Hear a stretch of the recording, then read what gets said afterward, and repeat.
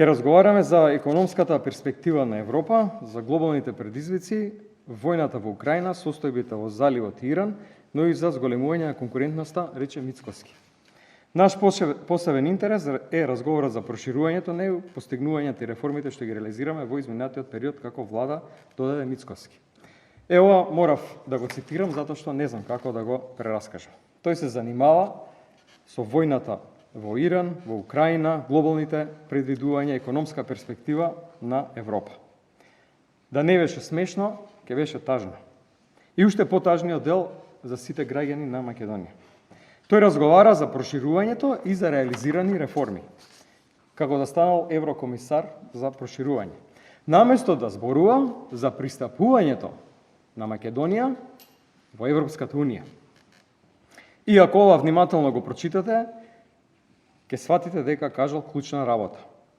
Тој не зборува за пристапувањето наше, за пристапувањето на Македонија во Европска унија, затоа што тоа не го интересира. Зборува за спроведени реформи, се поставува прашањето за кои реформи? Кога ниту еден закон од областа на правосудството минатата година од реформската агенда не беше донесен. Само еден, во кој што се направени измени кои се спротивни на препораките на оценската мисија. Дали ќе зборува за тој закон, донесен спротивно на препораките на Европската унија. Да преведам, ако некој не разбрал, премиерот работи на изолација на државата. Исто како што лаеше дека ќе го врати името, дека ќе го врати ФИРОМ, БРМ, со тоа да не бидеме НАТО држава. И ова, само тоа некој убаво го спакувал, но важно е внимателно да се прочита. Неговиот манипулативен пиар тим сега мора да внимава на секоја реченица. Но како што гледате, ништо не може да промакне. Знаеме со кого имаме работа, сепак тоа е една сериозно организирана криминална група. ВМРО и медиумите коим се под контрола преку Орбан тера сериозна антиевропска кампања.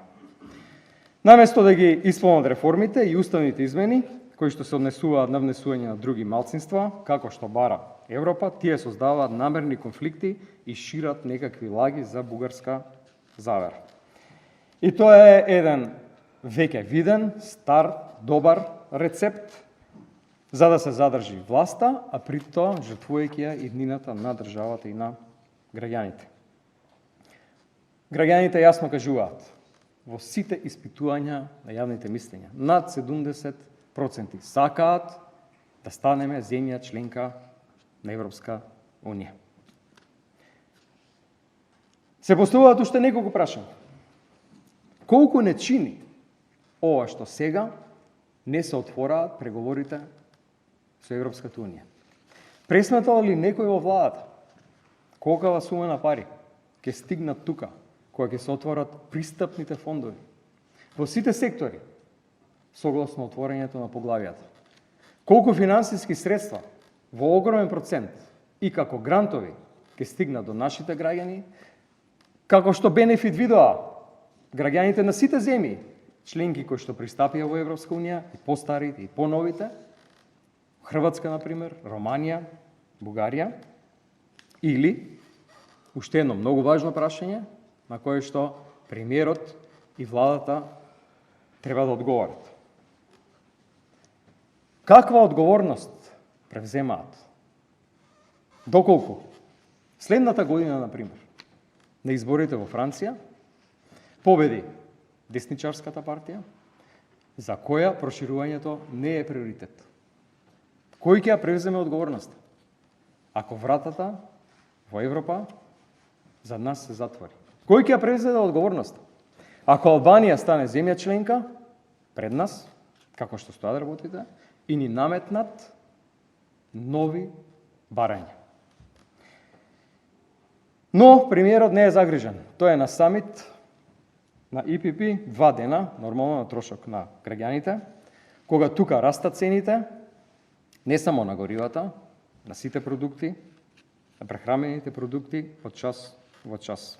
Ке расте цената и на струјата и на се друго. Единствено што не растат платите. Наместо да се свика итна владина седница, наместо да се свикаат итни владени седници, наместо да се свикаат до сега, наместо тоа сега да се прави, за да се донесат мерки кои што ќе им помогнат на граѓаните да надминат оваа криза, владиниот тим се шета во Брисел на прослави. И кога граѓаните утре нема да можат да ги платат ниту надуените сметки за струја, кога нема да може да обезбедат ниту една, ниту пола потрошувачка кошничка, како што и сега не можат, треба да се сетат дека човекот што е сега премиер беше зафаден со тоа што беше на прослава на 50 години на ИПП. Апелираме, ќе ги поднесеме денеска во текот на денот нашите предлог закони. Да се намали акцизата на горивата, ДДВ-то на основните прехранбени производи и да се преполоват патарините. Апелираме на оваа ненародна, корумпирана власт, овие закони да ги прифати, да им се излезе во пресред на потребите, реалните потреби на граѓаните. И благодарам.